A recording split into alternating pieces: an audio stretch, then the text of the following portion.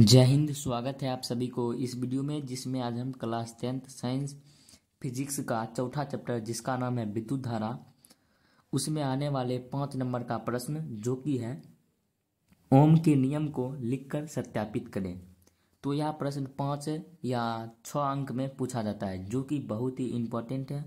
यह प्रश्न अभी तक बोर्ड एग्जाम में 4 से 5 बार पूछा गया है और इसका पूछने का संभावना भी अधिक है। अगर आप यह पूरा वीडियो देख लेते हैं तो इस प्रश्न में आपको कभी भी दिक्कत नहीं होगा कि इस प्रश्न को किस प्रकार हल करेंगे, इस प्रश्न को किस प्रकार याद रखेंगे। तो आइए इस प्रश्न को शुरू करते हैं। तो यहाँ पर सबसे पहले क्या बोल रहा है प्रश्न में, ओम के नियम को लिखकर सत्यापित करें। यानी सबसे पहले हमको ओम के नियम को लिखना होगा। तो यहाँ पर लिखेंगे ओम का नियम। क्या है ओम का नियम? हमने लिखा ओम का नियम। तो ओम का नियम क्या होता है? तो अचर ताप पर किसी भी चालक से जब उससे प्रवाहित होता है विद्युत धारा, तो जो चालक होता है उन दोनों चालकों को सिरों के बीच जो विभवांतर उत्पन्न होता है, और वो क्या होता है, विद्युत धारा का सीधा समानुपाती होता है। तो इसको हम लिख लेते हैं, उत्पन्न विभवांतर का समानुपाती होता है।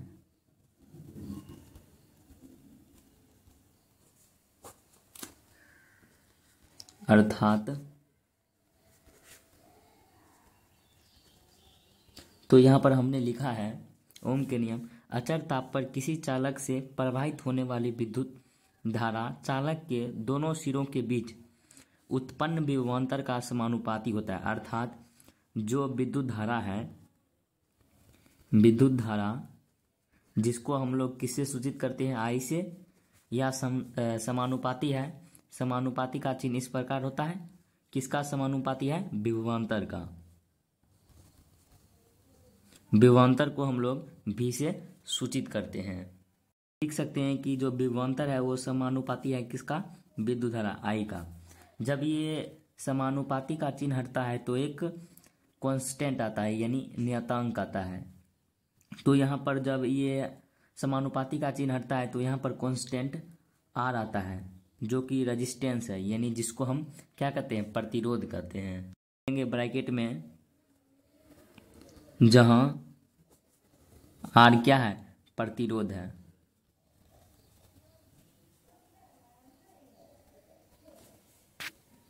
आपको इतना लिखना होगा। सबसे पहले आपको ओम के नियम को लिखना होगा कि अचर ताप पर किसी चालक से प्रवाहित होने वाली विद्युत धारा चालक के दोनों सिरों के बीच उत्पन्न विभवांतर का समानुपाती होता है। अर्थात विद्युत धारा ये समानुपाती होगा किसका? विभवांतर। समानुपाती का अर्थ होता है अगर विद्युत धारा बढ़ेगा तो विभवांतर भी बढ़ेगा, अगर विभवांतर घटेगा तो विद्युत धारा भी घटेगा। उससे ही हमने लिखा है भी समानुपाती आई। जब समानुपाती का चिन्ह हटता है तो कांस्टेंट आता है, यानी अचर आता है जिसका मान नहीं बदलता है। तो यहाँ पर अचर कौन आया? आर। आर क्या है? चालक का प्रतिरोध है। तो अब क्या करना होगा, ओम के नियम को हमने लिख लिया और प्रश्न में बोला जा रहा है कि इसको सत्यापित करें। तो हम इसको प्रायोगिक विधि से इसको सत्यापित करेंगे। किस विधि से सत्यापित करेंगे? तो प्रायोगिक विधि से क्या करेंगे? सत्यापित करेंगे। प्रायोगिक सत्यापन। ओम के नियम को प्रायोगिक विधि द्वारा सत्यापित करने के लिए हमको विभिन्न प्रकार का उपकरण की आवश्यकता पड़ेगा। जैसे कि हमको सेल की आवश्यकता पड़ेगा। तो सेल का चित्र इस प्रकार होता है और जिस साइड माइनस रहता है उसका चिन्ह यानी छोटा होता है। तो यहाँ पर ये प्लस हो गया और ये माइनस हो गया, और यहाँ पर कुंजी लगा देंगे, जिसको हम इंग्लिश में क्या कहते हैं? स्विच कहते हैं। तो हम यहाँ पर एक कुंजी लगा देंगे और उसके बाद यहाँ पर हम लोग एमीटर लगा देंगे, जिस एमीटर से हम लोग क्या मापते हैं? तो विद्युत धारा मापते हैं। तो यहाँ पर एमीटर लगा देंगे और उसके बाद यहाँ पर एक बल्ब लगा देंगे। तो यहाँ पर बल्ब लगा देते हैं। तो बल्ब को इस प्रकार से सूचित किया जाता है और इसको हम लोग जोड़ देंगे। जानते हैं कि जो एमीटर होता है इसको श्रेणी क्रम में जोड़ा जाता है, और यहाँ पर जो बल्ब है इसका विभवांतर हम किस उपकरण से मापेंगे? तो विभवांतर। तो यहाँ पर हम लोग भी दे देंगे, सॉरी विभवांतर होता है हम लोग किस में यंत्र से मापते हैं तो वोल्ट मीटर से मापते हैं। तो यहाँ पर ये हो जाएगा, और यहाँ पर ये प्लस और ये माइनस, ये भी प्लस और ये माइनस। इस प्रकार से यानी पॉजिटिव की डायरेक्शन में यहाँ पर बहती है, यानी प्रवाहित होती है। तो यहाँ पर लिखेंगे ओम के नियम। ओम के नियम को प्रायोगिक विधि द्वारा सत्यापित करने के लिए हमें निम्नलिखित उपकरणों की आवश्यकता होती है। यहाँ पर लिखा कि ओम के नियम को प्रायोगिक विधि द्वारा सत्यापित करने के लिए निम्नलिखित उपकरण उपयुक्त परिपथ के अनुसार व्यवस्थित करते हैं। यानी जो भी विद्युत उपकरण है इसको हम लोग उपयुक्त परिपथ, जैसे यहाँ पर डायग्राम बनाए इस प्रकार इसको व्यवस्थित करते हैं। तो इस डायग्राम में हमको क्या क्या जरूरत पड़ा है, तो सबसे पहले हमको सेल का जरूरत पड़ा है। तो यहाँ पर लिखेंगे विद्युत सेल, विद्युत सेल का आवश्यकता पड़ा। उसके बाद कुंजी का आवश्यकता पड़ा, हम लोग जिसको हम क्या कहते हैं, स्विच कहते हैं। और उसके बाद हम लोगों की क्या चीज की आवश्यकता पड़ी, तो एमीटर। और उसके बाद बल्ब लिख देंगे, और उसके बाद वोल्ट मीटर की आवश्यकता पड़ी, और यहाँ पर इत्यादि लगा देंगे।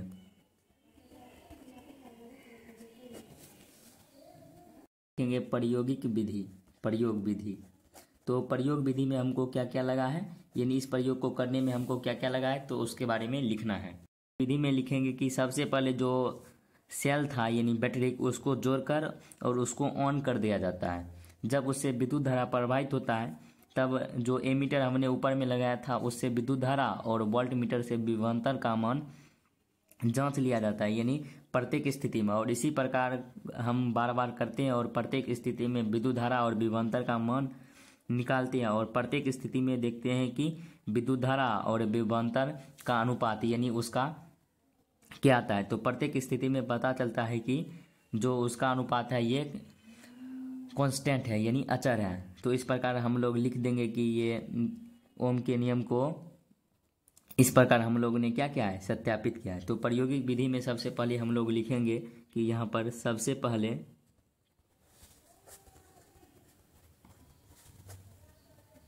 लिखा है कि सबसे पहले एक सेल को जोड़कर स्विच को ऑन कर दिया जाता है, तब विद्युत धारा प्रवाहित होने लगती है। इस स्थिति में एमीटर तथा वोल्ट मीटर का पाठ्यांक लिख लिया जाता है, यानी जो उसका भी अंक आया, जो एमीटर का मान आया, वोल्ट मीटर का मान आया, उसको लिख लिया जाता है। और यहाँ पर लिखेंगे इसी प्रकार सेलों की संख्या बढ़ाकर, सेलों की संख्या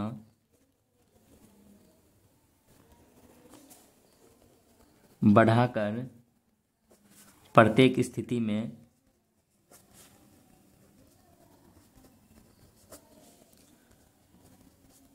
एमीटर तथा वोल्ट मीटर का पाठ्यांक नोट कर लिया जाता है।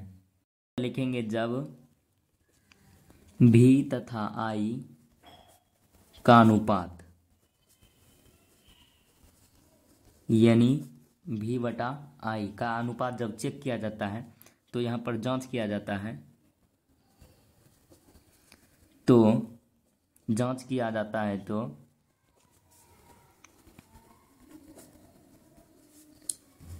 पता चलता है कि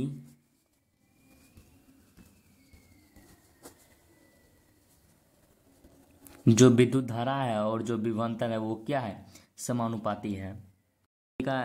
तो पता चलता है कि चालक के बीच विभवांतर उस चालक से प्रवाहित होने वाले विद्युत धारा का क्या होता है, समानुपाती होता है। यानी जो भी है ये आई का क्या होता है, समानुपाती होता है। जब ये समानुपाती का चिन्ह हटता है तो क्या आता है, कांस्टेंट आता है। तो कांस्टेंट के बदले में क्या आता है, आर आता है। तो आर इंटू आई हो जाता है।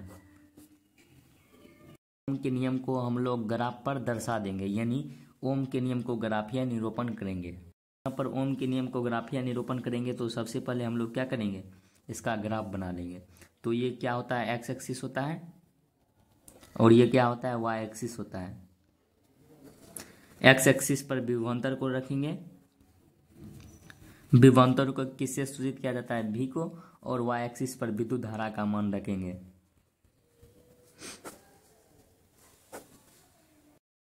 विद्युत धारा जिसको हम लोग आई से क्या करते हैं, सूचित करते हैं। तो इसको दर्शाया जाता है। तो यहाँ पर ये जो होता है ये क्या होता है, प्रतिरोध होता है। तो इस प्रकार ये जाता है। और यहाँ पर जो प्रत्येक स्थिति है, यानी जितना विभवांतर का मान होता है उतना ही यहाँ पर विद्युत धारा का मान होता है। इस प्रकार ग्राफ पर इसको हम लोग दर्शाएंगे। नीचे में लिखेंगे कि यदि विभवांतर को एक्स एक्सिस तथा विद्युत धारा को वाई एक्सिस पर लेकर ग्राफ खींचा जाता है तो प्राप्त ग्राफ इससे निष्कर्ष निकलता है कि जो विभवांतर है और विद्युत धारा ये क्या है, समानुपाती है। तो इसको हम लोग लिख लेते हैं। लिखा है यदि विभवांतर को एक्स एक्सिस तथा विद्युत धारा को वाई एक्सिस पर लेकर ग्राफ खींचा जाता है तब ग्राफ एक सरल रेखा के रूप में प्राप्त होता है। इससे यह सिद्ध होता है कि विभवांतर भी तथा विद्युत धारा आई एक दूसरे के क्या है, सीधा समानुपाती होता है। आप इस प्रकार बोर्ड एग्जाम में लिखते हैं तो आपको 5 में 5 अंक मिलेगा। क्योंकि सबसे पहले हम लोग ने क्या लिखा है कि ओम के नियम। तो ओम के नियम को हम इसको रिपीट कर लेते हैं। तो ओम के नियम के बारे में हमने लिखा कि अचर ताप पर किसी चालक से प्रवाहित होने वाले विद्युत धारा एवं चालक के सिरों के बीच जो उत्पन्न होता है विभवांतर, इसका क्या होता है, समानुपाती होता है। यानी जो विद्युत धारा है वो क्या होता है, विभवांतर का समानुपाती होता है। यानी भी समानुपाती आई लिख सकते हैं। जब ये समानुपाती का चिन्ह हटता है तो एक कांस्टेंट आता है जिसको हम लोग हिंदी में अचर कहते हैं। तो यहाँ पर कांस्टेंट के बदले पर यहाँ पर क्या आया है, तो यहाँ पर आर आया है, जिसको हम लोग इंग्लिश में रेजिस्टेंस कहते हैं और हिंदी में प्रतिरोध कहते हैं। उसके बाद हमने यहाँ पर प्रायोगिक सत्यापन किया है। तो प्रायोगिक सत्यापन करने के लिए हमको विभिन्न प्रकार की उपकरणों की आवश्यकता होती है, जैसे सेल हो गया, कुंजी हो गया, एमीटर, बल्ब और वोल्ट मीटर और इत्यादि लिख देंगे।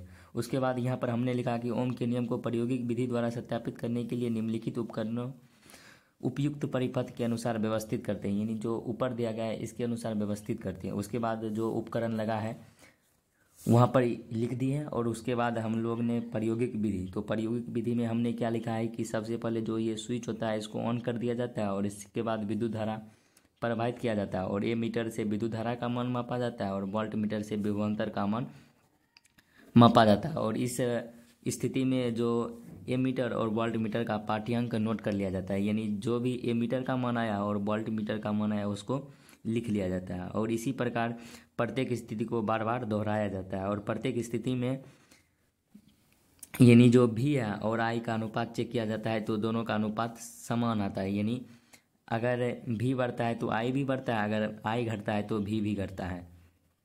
यानी अगर भी घटेगा तो आई भी घटेगा और भी बढ़ेगा तो आई भी बढ़ेगा। यानी विभवांतर बढ़ेगा तो विद्युत धारा भी बढ़ेगा। और उसके बाद हमने लास्ट में क्या क्या है कि ओम के नियम को ग्राफीय निरूपण, यानी ग्राफ से भी सत्यापित कर दिए हैं कि ओम के नियम और विद्युत धारा और विभवांतर एक दूसरे के क्या होता है, समानुपाती होता है। कि आप लोग को यह प्रश्न समझ में आ गया होगा। अगर यह प्रश्न आपको समझ में आया होगा तो इस वीडियो को लाइक जरूर कीजिएगा और अगर चैनल पर पहली बार है तो चैनल को जरूर सब्सक्राइब कीजिएगा। मिलते हैं आपसे अगले वीडियो में। Thank you for watching this video.